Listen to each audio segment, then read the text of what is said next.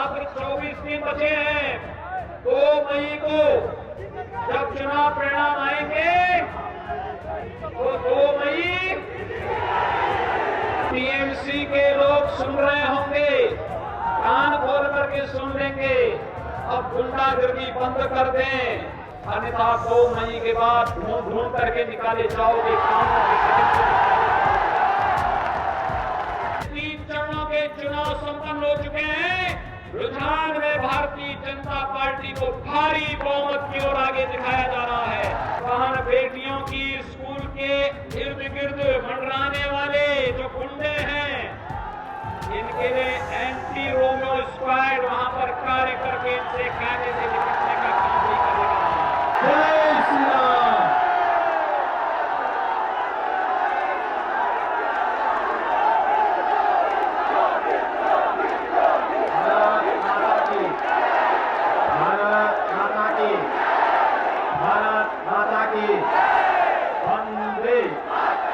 वंदे वंदे। 10 वर्ष पूर्व तृणमूल कांग्रेस बंगाल की धरती में कुछ नारे लेकर के आई थी। इन्होंने नारा दिया था मां, माटी और मानुष का।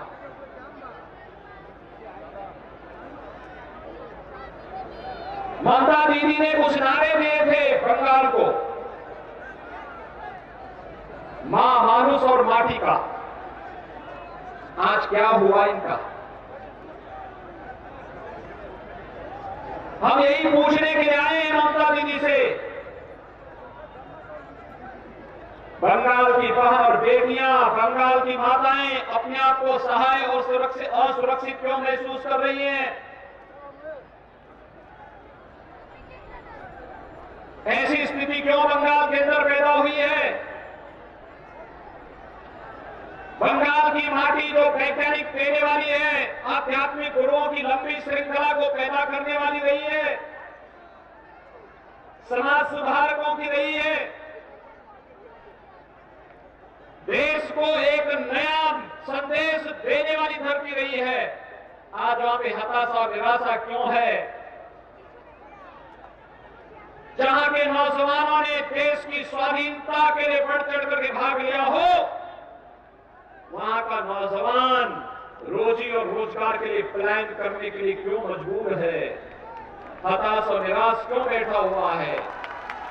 10 वर्षों का कार्यकाल दिया था बंगाल की धरती ने दीदी को, लेकिन ममता दीदी आपकी सहानुभूति कहीं नहीं दिखती है यहां के युवाओं के प्रति, यहां की बहन बेटियों के प्रति, यहां के किसानों के प्रति, यहां के विकास के प्रति। हां, आपकी सहानुभूति दिखती है। वह सहानुभूति है टीएमसी के गुंडों के प्रति, जो बंगाल के प्रत्येक नौजवान के हक को छीनने का कार्य कर रहे हैं, किसानों के हक को छीनने का कार्य कर रहे हैं, बंगाल के अंदर अव्यवस्था, अराजकता पैदा करने का कार्य कर रहे हैं। और जब भी भारत के अंदर विकास के एक नए संदेश को लेकर के प्रधानमंत्री मोदी जी का विजन जब भी धरती पर उतारने की बात आती है, तो आपके द्वारा और टीएमसी के लोगों के द्वारा इसका विरोध किया जाता है। सीएए कानून के अंतर्गत आपने देखा होगा कि सीएए को लागू करने के लिए जब कानून बनाया गया, तो भाइयों बहनों,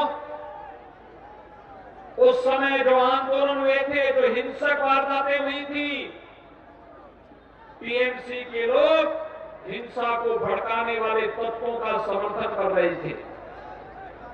उत्तर प्रदेश में हम लोगों ने सीएए की हिंसा में शामिल लोगों के पोस्टर चस्पा किए और माने अगर कहीं सरकारी संपत्ति को या निजी संपत्ति को नुकसान पहुंचाया तो उसकी वसूली भी उन्हीं लोगों से करने का काम हम लोगों ने किया। लेकिन बंगाल के अंदर पुष्टिकरण की भेंट चढ़ी है सरकार। ऐसा नहीं कर सकती, क्योंकि ममता दीदी को तो इन दंगाइयों में टीएमसी का वोट बैंक नजर आता है।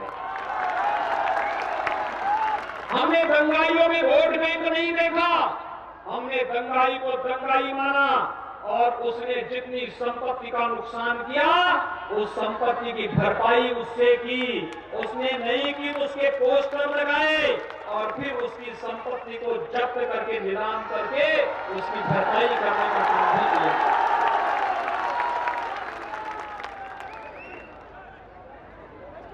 मां की बात करती है दीदी, लेकिन दुर्गा मां की पूजा को प्रतिबंधित करती है दीदी।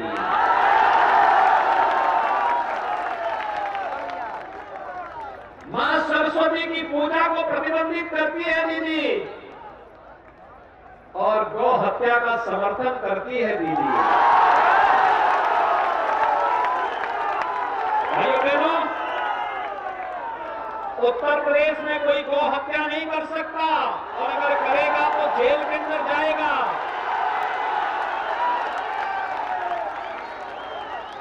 दुर्गा पूजा को कोई प्रतिबंधित नहीं कर सकता, करने वाला जेल के अंदर जाएगा।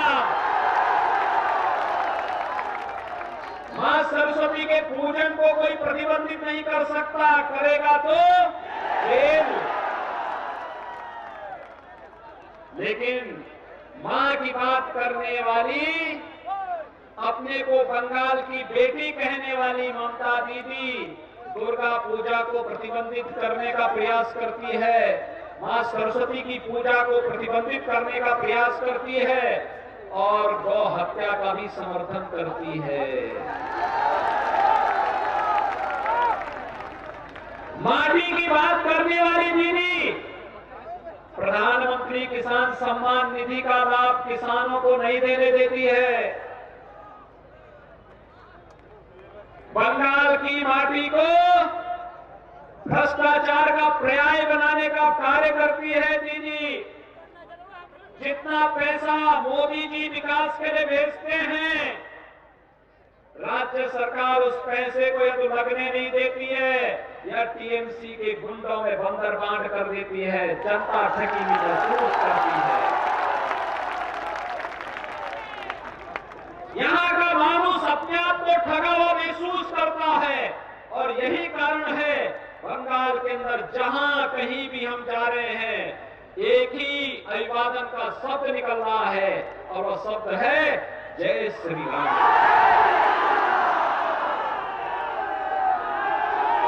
बंगाल के अंदर जहां कहीं जा रहे हैं एक ही शब्द है और वह शब्द है जय श्री राम का। भाइयों बहनों, बंगाल एक बार फिर से अंगड़ाई लेने के लिए तैयार है और मैं यही कहना चाहता हूं कि दीदी आपने तो 10 साल पहले परिवर्तन की बात की थी, परिवर्तन कहां है? ये परिवर्तन तो कहीं है ही नहीं, सब खो गई।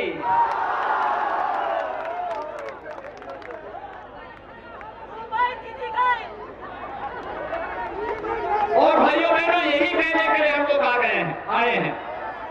आज बंगाल के अंदर मैं आप सबसे यही कहने के लिए आया हूं, याद रखना, भारतीय जनता पार्टी जो कहती है सो करके दिखाती है।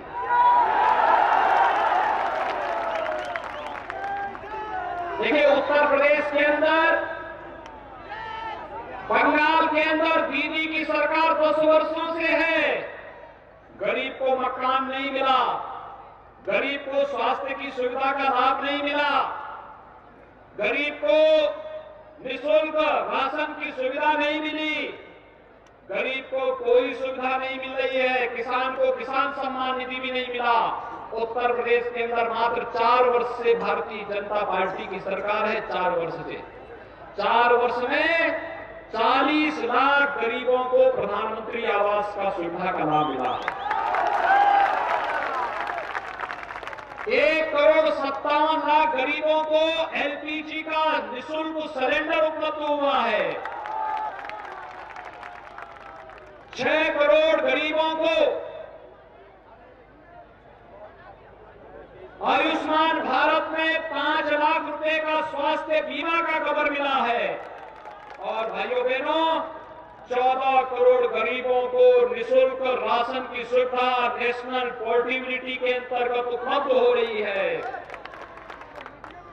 2 करोड़ 42 लाख किसानों को प्रधानमंत्री किसान सम्मान निधि का लाभ मिल रहा है। भारतीय जनता पार्टी जो कहती है सो करके दिखाती है। हमने कहा था कश्मीर से आतंकवाद समाप्त करेंगे, आर्टिकल 370 समाप्त हो गई है।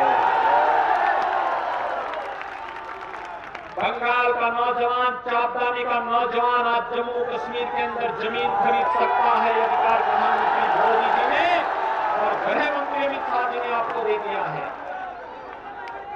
कांग्रेस ने इससे वंचित किया था,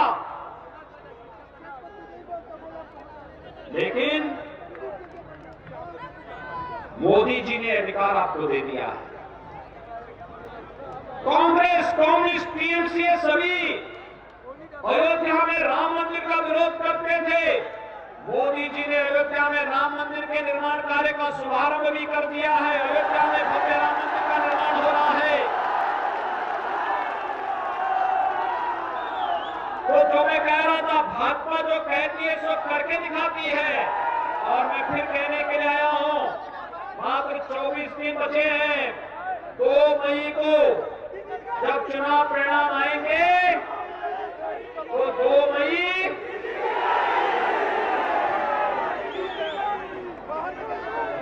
तो टीएमसी के लोग सुन रहे होंगे, कान खोल करके सुन लेंगे। अब गुंडागर्दी बंद कर दें, शांतिपूर्ण ढंग से चुनाव की प्रक्रिया में भाग लें, जनता को शांतिपूर्ण ढंग से मतदान करने दें। अन्यथा 2 मई के बाद ढूंढ ढूंढ करके निकाले जाओगे कानून के सहित। भाइयों बहनों, मैं आप सबसे यही कहना चाहता हूं कि 2 मई के बाद सोनार बांग्ला के सपने को साकार करना है, प्रधानमंत्री मोदी जी के विजन को साकार करना है। इसके लिए आप सबसे मैं कहना चाहता हूं कि दोसरा में बांग्ले हो गए, एताचार सर्वोनाश इबार बांग्ला सुदय हो हमारो योग और विकास। आप सबसे यही अपील करने के लिए आए हैं। अब गुंडागर्दी समाप्त होगी, भ्रष्टाचार समाप्त होगा, कानून का राज होगा, हर नागरिक को शासन की योजनाओं का लाभ मिलेगा। बेटियों की यूजी से लेके पीजी तक की, केजी से लेके पीजी तक की पूरी शिक्षा मुफ्त में होगी। पब्लिक ट्रांसपोर्ट उनके लिए फ्री में होगा और बहन बेटियों की स्कूल के इर्द गिर्द मंडराने वाले जो गुंडे हैं, इनके लिए एंटी रोमियो स्क्वाड वहां पर कार्य करके इनसे कायदे से निपटने का काम भी करेगा।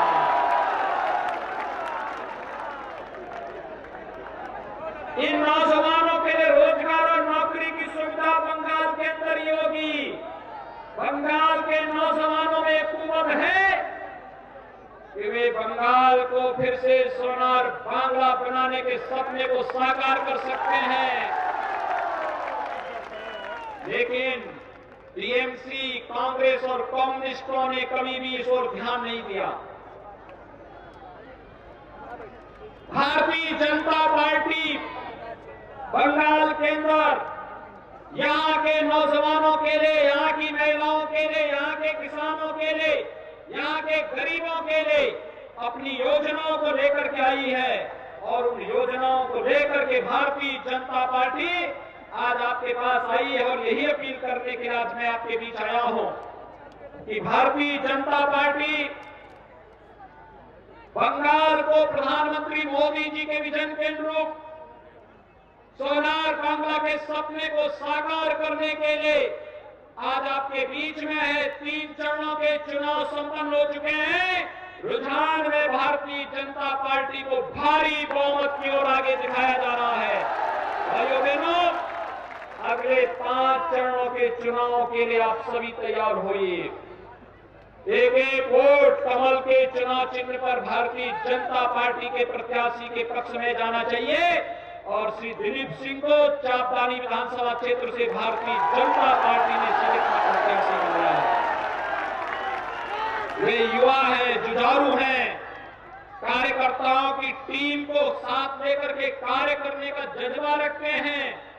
डबल इंजन की सरकार जब बंगाल के अंदर बनेगी तो विकास कई गुना बढ़ेगा और कई गुना विकास के लिए श्री दिलीप सिंह को इस विधानसभा क्षेत्र से भारी बहुमत से विजयी बनाने के लिए आप सबसे करने के लिए आया हूं। श्री दिलीप सिंह को कमल चुनाव चिन्ह पर वोट देंगे। इधर इधर इधर दोनों हाथ उठा करके मेरे साथ बोलेंगे। दोनों हाथ। जय